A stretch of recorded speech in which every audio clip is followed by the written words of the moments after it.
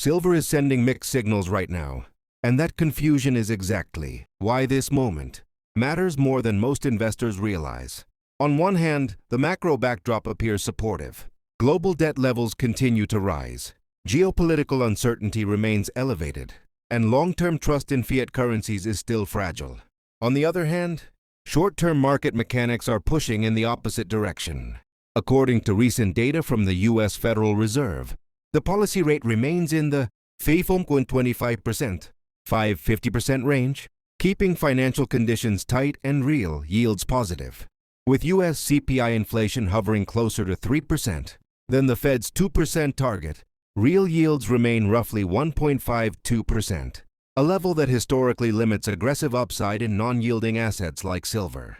At the same time, the 10-year U.S. Treasury yield, which has spent extended periods between 4% and 4.5%, continues to attract capital-seeking safety with income, pulling liquidity away from metals in the short term.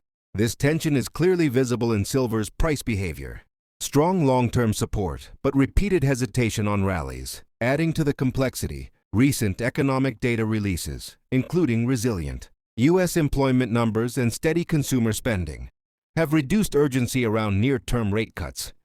Futures markets have repeatedly adjusted expectations, now pricing gradual easing rather than rapid policy reversal. That shift matters because silver historically performs best when markets move from high rates for longer toward policy under pressure. Meanwhile, reports from major industry groups show that global silver demand remains near 1.2 billion ounces annually, with industrial usage, especially from solar and electrification, accounting for more than half of total demand. Yet mine supply growth remains limited, generally in the low single digits. This creates a longer-term structural deficit. But deficits alone don't dictate timing.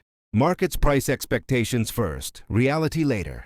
The result is a metal caught between two forces: supportive fundamentals pulling it higher over time, and restrictive monetary conditions slowing momentum in the present. These mixed signals are not a sign that silver is broken. They're a sign that the market is transitioning. What comes next will depend less on headlines and more on whether rates, liquidity, and price behavior begin to align. This is the phase where patience matters most, because the next sustained move in silver will not start with clarity. It will start when uncertainty peaks and signals quietly shift beneath the surface. Recent news flow helps explain why silver's signals feel conflicted instead of decisive. Central banks remain at the center of this story. Data from the World Gold Council shows continued strong official sector gold buying, reinforcing long-term demand for monetary metals as a category. However, silver does not benefit from central bank purchases in the same direct way, which makes it more sensitive to interest rates and growth expectations. At the policy level, Federal Reserve officials have continued to emphasize a data-dependent stance, signaling caution rather than urgency. Despite inflation easing from its peak, policymakers remain concerned about sticky components such as services and wages, which has kept the policy rate anchored at restrictive levels. This has slowed expectations for aggressive rate cuts, with markets now pricing reductions more gradually, often spread over multiple quarters. That shift has real consequences for silver. When rate cuts are delayed, opportunity cost remains high, and speculative demand tends to ebb. At the same time, U.S. economic data has been mixed rather than weak. Employment figures remain resilient. GDP growth has avoided contraction, and consumer spending, while slowing, has not collapsed. This environment supports the dollar and keeps yields elevated, both of which act as short-term headwinds for silver prices. Yet beneath those headlines, cracks are forming. Rising interest expense on government debt, tightening credit conditions, and increasing strain on regional banks all suggest that the current rate environment may not be sustainable indefinitely. Analysts across major financial institutions have increasingly warned that maintaining rates above 5% for too long risks slowing growth more sharply than anticipated. That's where silver's longer-term signal begins to reassert itself. Historically, silver doesn't move. When stress is obvious, it moves. When stress is building but not yet reflected in policy, the metal often lags gold early in a cycle, then accelerates once markets recognize that monetary conditions must eventually ease. Right now, silver appears caught in that in-between phase. News headlines suggest stability, while underlying pressures continue to accumulate. This disconnect explains why silver has struggled to sustain breakouts, while also refusing to break down. Investors are being pulled between near-term, macro strength and longer-term, systemic risk. That push and pull is uncomfortable, but it's also typical before major trend shifts. The mixed signals aren't noise. They're a reflection of a market waiting for confirmation that today's tight conditions can no longer be maintained. From a price action and forecasting perspective, silver is behaving exactly like a market that hasn't chosen direction yet, but is preparing to. Technically, silver has spent extended time moving within a broad consolidation range, repeatedly testing resistance levels, without follow-through while holding key support zones. This tells us buyers are present but not aggressive. Many analysts now point to the same conclusion. Silver is unlikely to make a sustained breakout until either real yields fall sharply or liquidity conditions improve materially. Several macro research desks have noted that if the 10-year Treasury yield were to move decisively below 4%, silver would likely respond quickly, potentially targeting gains of 15 to 25% over the following quarters. On the downside, strong support remains in place because production costs for many silver miners sit near current price levels, limiting sustained selling pressure. This creates a compression effect. Volatility narrows, energy builds, and eventually price resolves. Predictions in this environment must be conditional, not absolute. If rates remain higher for longer and the dollar stays firm, silver may continue to trade sideways, frustrating both bulls and bears. But if economic data weakens faster than expected, forcing the Federal Reserve to signal earlier or deeper easing, silver could reprice rapidly as markets shift from growth resilience to policy stress. Importantly, silver often moves late but fast. It tends to lag early macro shifts, then accelerate once confirmation arrives. That's why current predictions from institutional analysts are cautious but constructive. Modest near-term expectations paired with stronger medium-term upside scenarios. This is not a setup for explosive daily moves. It's a setup for accumulation once conditions change.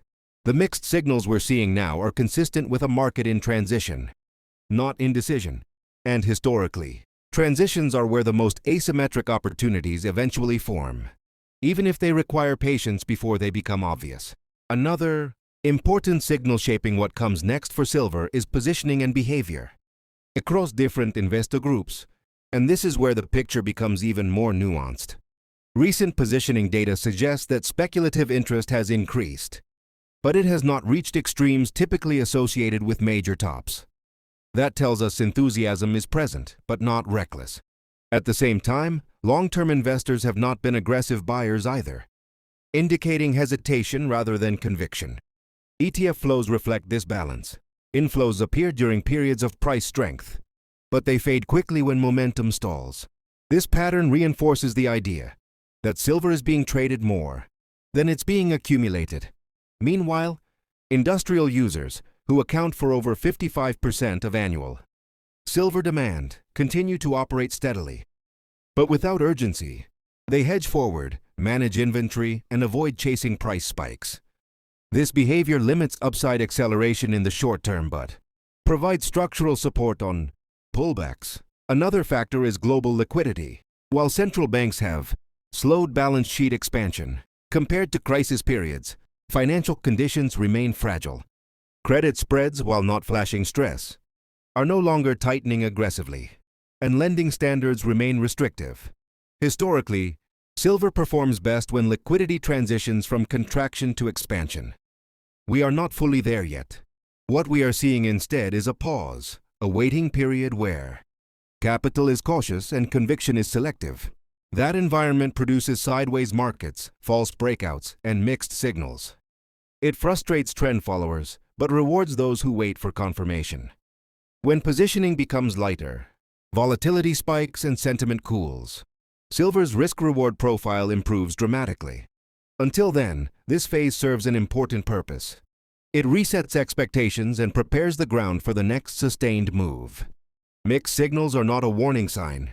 They're a reminder that markets move in stages, and silver is still working through one of them. So what comes next for silver depends less on belief and more on confirmation. The mixed signals we're seeing today suggest the market is approaching a decision point, but it hasn't arrived yet. If inflation proves stickier than expected while economic growth slows, pressure on policymakers will increase, and real yields could compress quickly, creating the kind of environment where silver historically responds with strength. In that scenario, even a modest shift in policy expectations could trigger a repricing, with silver potentially moving 20–30% higher over a medium-term horizon as capital rotates out of yield and into hard assets.